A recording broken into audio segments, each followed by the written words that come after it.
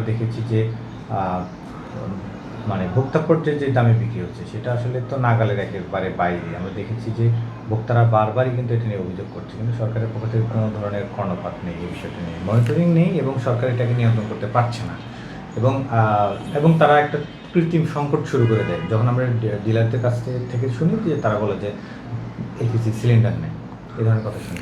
কিন্তু এইটা কিন্তু গত কয়েক মাস অর্থাৎ 6 মাসের বেশি সময় ধরে কিন্তু এই সংকটটা হয়ে আসছে।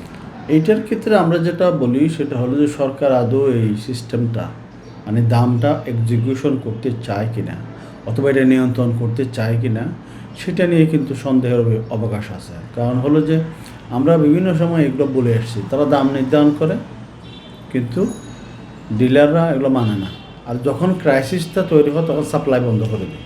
সাপ্লাই বন্ধ করে দিলেও অটোমেটিক্যালি আমাদেরকে বেশি দামে কিনতে হয়।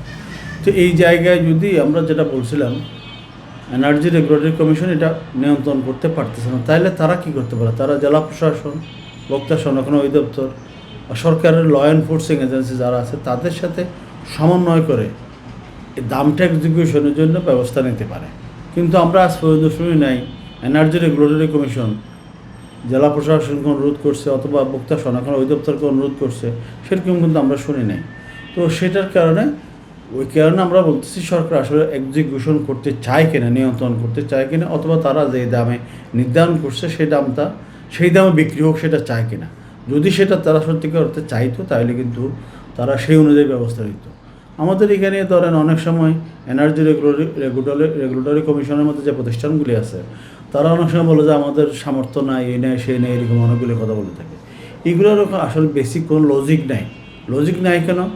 আপনি একটা কমিশন, আপনাকে পুলিশ, জেলা পর্যায়ে অফিস সবগুলো দিবে না, তো আপনাকে অন্য যে ডিপার্টমেন্টগুলি আছে তার সাথে সমন্বয় করে কাজগুলি করতে হবে। কিন্তু কেউ সেটা করতে চায় না, বলে আমার লোক নাই। তা আপনার লোক না থাকা অন্য লোক তো আছে, অন্য ডিপার্টমেন্ট তো সেই কাজে হেল্প করতে পারে। তো আপনি যদি তার কাছে দ্বারস্থ হতে না চান তাহলে তো সমস্যা থেকেই যাবে। তো এই জন্য আমরা বলছি যে ইন্টারনাল কোঅর্ডিনেশন যদি তারা এনশিওর করতে পারতো তাহলে ভোক্তাকে যে বেশি দামে মানে কিনতে হচ্ছে সেই জায়গা থেকে কিন্তু মানুষ অনেকটা রেহাই পেত। এবং এখানে যে অতিরিক্ত মুনাফাটা আসলে কে পাচ্ছে আপনাদের দৃষ্টিতে? কারা আসলে অতিরিক্ত মুনাফাটা হাতিয়ে নিচ্ছে? এইখানে এলপি গ্যাসের ক্ষেত্রে আমরা যেটা বলবো সেখানে হলো যে এলপি গ্যাসের যারা আমদানিকারক, তার ডিস্ট্রিবিউটর, তার ডিলার যারা আছে তারাই আসলে মূলত পুরোটাই হাতিয়ে নিচ্ছে। কারণ হলো যে এখানে একদম শুধুমাত্র আমদানিকারক নিচ্ছে তাও কিন্তু নয়। ডিলার বা তার ডিস্ট্রিবিউটররা যখন দেখতেছে তার যারা আমদানিকারক তারা বেশি পয়সা নিচ্ছে, তখন তারাও কিন্তু বসে নেই, তারা একই পন্থা অবলম্বন করতেছে, তারাও সাপ্লাই নিয়ন্ত্রণ করে সেখান থেকে নিয়ে নিচ্ছে। এবং ওই ডিলারের বাইরে আবার কতগুলি সাব ডিলারও আছে, খুচরা বিক্রেতা, সে দেখতেছে ডিলার বেশি টাকা নিচ্ছে, ওই সুযোগ একজনের দেখা দেখি মানে সবাই একই রকম পন্থা অবলম্বন করছে। আমরা যেরকম একবার আমি বিভিন্ন সময় বলছিলাম বেশি মূল্য আদায়, বেশি টাকা নেওয়ার যেটা মানে বেশি মুনাফা করার যে প্রবণতা, এটা সামাজিক সংক্রমণ ঘটেছে। আমি মাঝে মধ্যে সেরকম করে বলতাম, এটার মানেটা হলো যে বড় ব্যবসায়ীরা যখন বেশি মুনাফা করতেছে, মাঝারি ব্যবসায়ীরা এটা দেখতেছে, সেও বেশি নিচ্ছে। আবার ছোটো ব্যবসায়ীরা দিচ্ছে, মাঝারি ব্যবসায়ীরা বেশি টাকা নিচ্ছে, তখন সেও নিচ্ছে।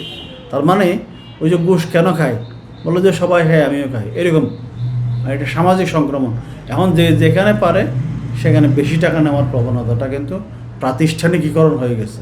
মানে এখানে কোনো সিস্টেম মানে কোনো কিছুরই কিন্তু এখন নেই, বেশি টাকা নেওয়াটা এখন একটা হ্যাবিটে পরিণত হয়ে গেছে।